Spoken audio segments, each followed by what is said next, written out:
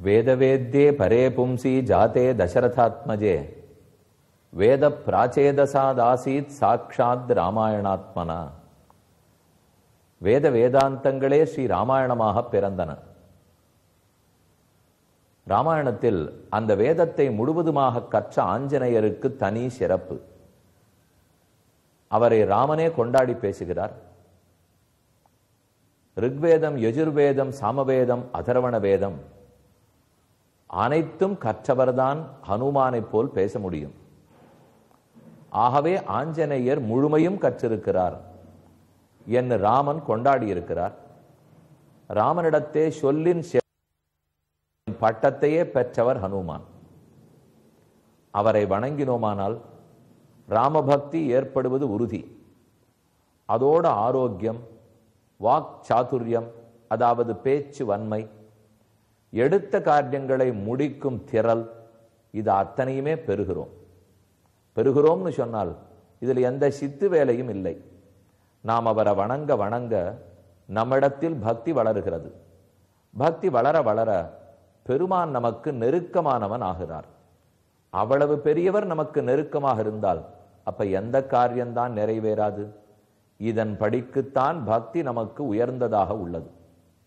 ஆஞ்சநேயரை இன்னைக்கு ஒரு முக்கியமான கோவில்ல தரிசிக்க போகிறோம். பாலாற்றங்கரை ஆஞ்சநேயர் கோயில்.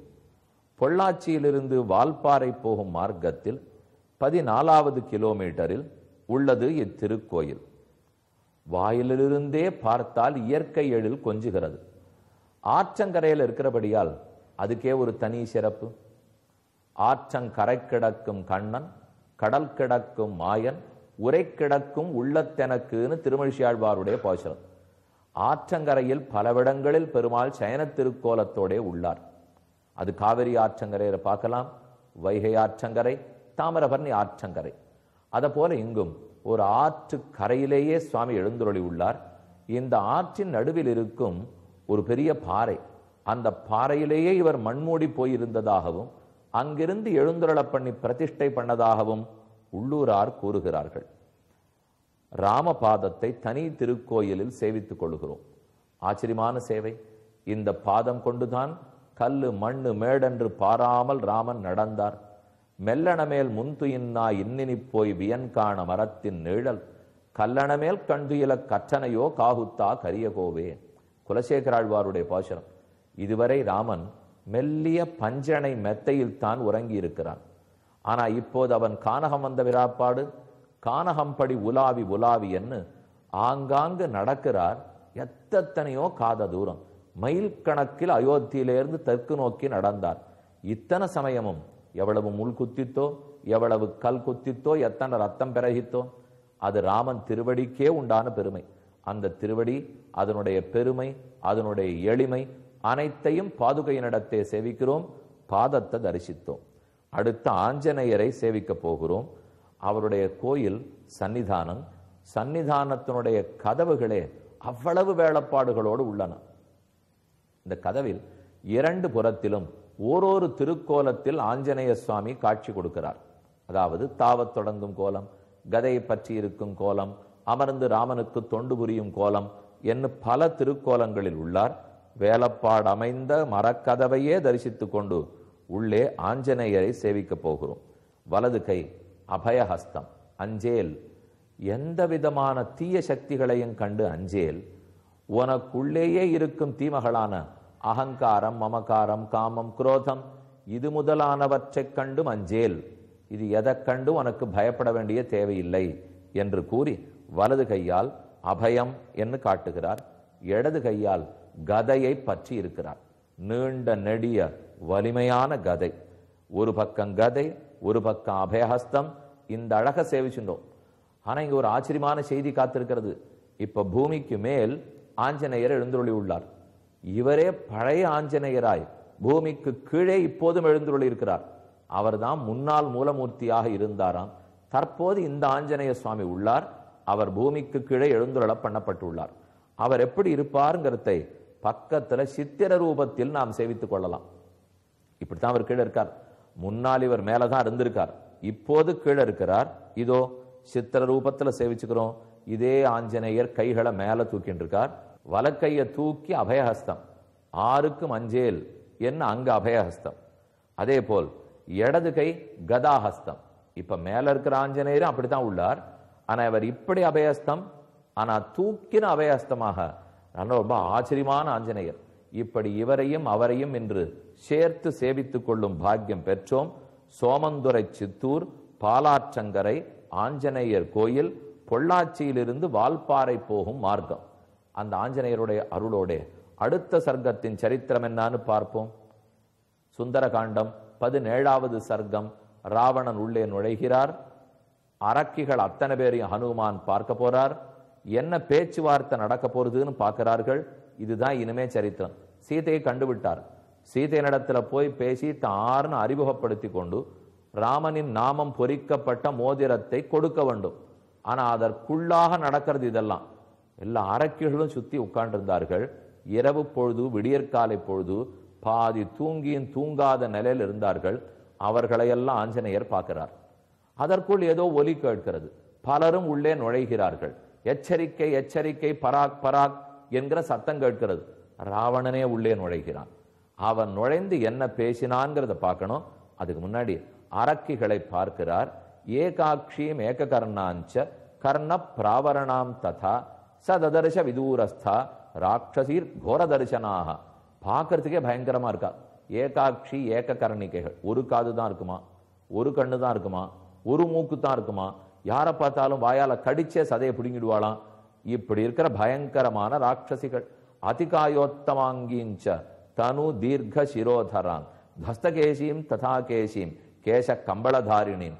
ஒரு சிலருக்கு நீண்ட கேசம் குடல், சில பேருக்கு செம்பட்டை குடல், சில பேர் குடலை வெட்டி விட்டு கொண்டிருக்கிறார்கள். குடலை பார்த்தாலே பயங்கரமாக இருக்கிறது. ஹரஸ்வாம் தீர்காஞ்ச குப்ஜாஞ்ச விகட்டாம் வாமனான் ததா. குள்ளமா இருக்கிறவா, மிக நெடுநடுன்னு உயரமா இருக்கிறவா, மிகவும் பருத்து இருக்கிறவா, வெடவடான்னு மெலிகா இருக்கிறவா, இப்படி பலரையும் பார்த்தார். ததர்ஷ ஹனுமான் ஸ்தத்ர லதா குசுமமானிவ சா மலேனச்ச திக்தாங்கி வபுஷாச்சா பியலங்கிருதா மிருணாலி பங்கி திக்தேவ விபாதிச்ச ந பாதிச்ச. ஒத்தொத்திக்கும் ஒரு பெருமை. ஒருத்திக்கு பெருமை இத்தனை ரிஷிகளை கொன்னவள், இன்னொத்திக்கு பெருமை இத்தனை யாகத்தை தடுத்தவள், இன்னொத்துக்கு பெருமை இத்தனை குழந்தைகளை கொன்னவள். நல்ல பேர் பாருங்க. இது இப்படித்தான் ஒத்தொத்தி எங்க பெருமை பேசிப்பாளாம். நான் எத்தனை பேரை கொன்னு இருக்கேன் தெரியுமோ, நான் எத்தனை பசுமாடுகளை வெட்டியிருக்கேன் தெரியுமோ, நான் எத்தனை யாகத்தை அழிச்சிருக்கேன் தெரியுமோ என்று பெருமை பேசிக்கொள்ளும் அரக்கிகள். மலினேனத்து வஸ்திரேன பரிக்ளிஷ்டேன பாமினீம் சம்ருதா மிருகசாவாட்சீம் ததர்ஷ ஹனுமான் கபிஹி. இந்த கோரமானவர்களுக்கு நடுவுல போய் இவ்வளவு அழகான சீதை அமர்ந்துள்ளாளே, அவளை இவர்கள்லாம் எவ்வளவு துன்பப்படுத்தியிருப்பார்களோ. தாம் திருஷ்டுவா ஹனுமான் சீதாம் மிருக சாவ நிபேக்ஷணாம் மிருக கன்யாமிவ திரஸ்தாம் வீக்ஷமானாம் சமந்ததா. இப்படி அப்படி மருண்ட பார்வை. மான் எப்படி தன்னுடைய கூட்டத்திலேருந்து பிரிஞ்சுட்டா பயந்து போய் மருண்டு பார்க்குமோ, அதை போல் சீதை பார்த்திருந்தாள். நமஸ்கிருத்வாத ராமாய லக்ஷ்மணாய ச வீரியவான் சீதா தரிசன சம்கிருஷ்டா ஹனுமான் சம்ருதோ பவத். சீதையை பார்த்தது ஒரு பக்கம் ஆனந்தமா இருக்கு.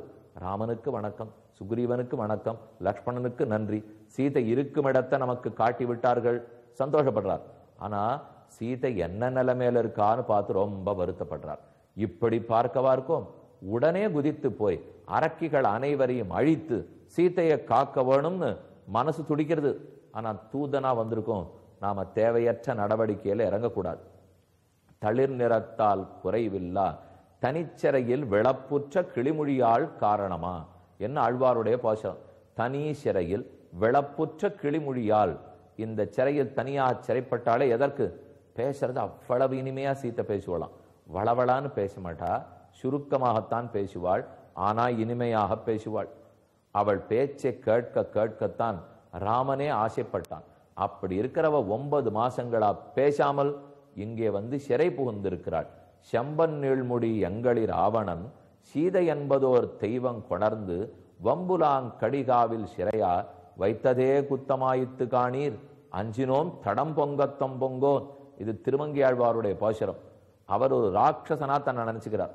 யசோதையா நினைச்சிருந்ததில்லை, சீதையா நினைச்சிருந்ததில்லை, நாயகி இல்லை, தன்னையே ஒரு ராட்சசனாக நினைத்து கொண்டு என்ன இப்ப எங்க தலைவர் ராட்சசன் ராவணன் பெரிய தப்பு பண்ணிட்டான். இந்த சீதையை கொண்டு வந்து சிறை வச்சானே, அதுவே அவன் பெரிய குற்றமா என்று ராட்சசர்கள் பாடுறாப்பிலேயே பாடுகிறார் திருமங்கியாழ்வார். வம்புலாங்கடிகாவில் செம்பன் நீள்முடி எங்களி ராவணன் சீதை என்பதோர் தெய்வம் கொணர்ந்து, சீதைங்கிற தெய்வத்தை கொண்டு வம்புலாங்கடிகாவில், அதுதான் அழகான மலர்களெல்லாம் இருக்கக்கூடிய கடி கா மனத்தோடு இருக்கக்கூடிய பொழில், இந்த வனம் அசோகவனத்தில் சிறை வச்சானமே அதுவேவா பெரிய குற்றம்? அழகான இடத்துல தானே வச்சிருக்கார், நீரோட நன்னா இருக்கு, 700 ராட்சசிகளை வேலைக்கு வச்சிருக்கார். இத்தனையும் பண்ணிட்டு எங்க ராவணன் நின்று என்ன பண்ணிருக்கணும்? இந்த சீத்தை ஏன் தான் அவன் ஆசைக்கு இணங்க மாட்டேங்கிறாளோ அப்படின்னு ராட்சசிகள்லாம் ஒருத்தருக்கு ஒருத்தர் பேசிக் கொள்ளுகிறார்களாம். இதெல்லாத்தையும் ஆஞ்சநேயர் பார்த்துட்டே இருக்கார். அப்ப பார்த்து ராவணன் உள்ளே நுழைகிறான். 18வது சர்க்கம். ததா விப்ரேக்ஷமாணஸ்ய வனம் புஷ்பித பாதபம் விசின்பதச்ச வைதேகிம் கிஷ்சிஞ்சேஷா நிஷாபவத் ஷடங்க வேத விதுஷாம் கிரமு பிரவரயாஜினாம் சுஷ்ராவ பிரம்மபோஷான்ச திரிதாத்ரே விராத்ரே பிரம்மரக்ஷசாம் ஷடங்க வேத விதுஷாம். 6 அங்கங்களோட கூடின 4 வேதங்களையும் கத்தவன். வேதங்கள் 4, அங்கங்கள் 6, உபாங்கங்கள் 8. இது அனைத்தையும் ராவணன் படித்திருக்கிறான்.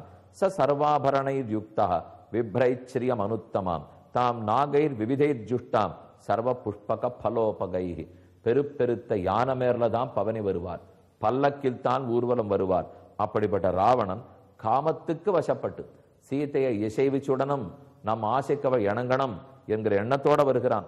சச்ச காமபராதீன பதிஸ்தாசாம் மகாபலஹ சீதா சக்தமனா மந்தஹ மந்தாஞ்சித கதர் விபௌ தத காஞ்சி நிநாதஞ்ச நூபுராணாஞ்ச நிஸ்வனம்.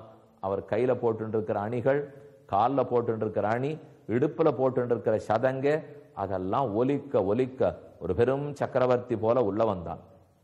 தீபிகாபிர் அநேகாபிகி சமந்தாத பவாசிதாம் கந்தைஹி கந்த தைலாவசிக்தாபிகி கிரியமானாபிரக்ரதா. பக்கத்தில் இருக்கிறவா ஒருத்தர் விளக்கு பிடிக்கிறார், ஒருத்தர் வாசன தைலம் பிடிக்கிறார், ஒருத்தர் சந்தனாதி தைலத்தை பூசி விடுறார், ஒருத்தர் நறுமண பொருள்கள்லாம் உடம்புல தேய்ச்சி விடுறார். இப்படி ஆனந்தத்தை அனுபவிச்சுட்டே ராவணன் உள்ளே நுழைகிறான்.